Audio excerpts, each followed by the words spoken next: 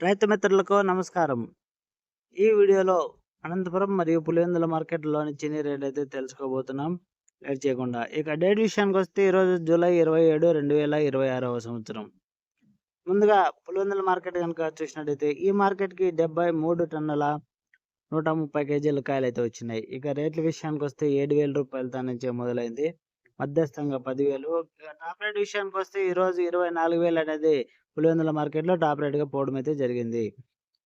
ఇక next Anantapuram market. ఈ మార్కెట్‌కొచ్చేసి 1,250 టన్నుల కాయలైతే వచ్చినాయి. ఇక రేట్ల విషయానికొస్తే రూ. 8,000 నుంచి మొదలైంది.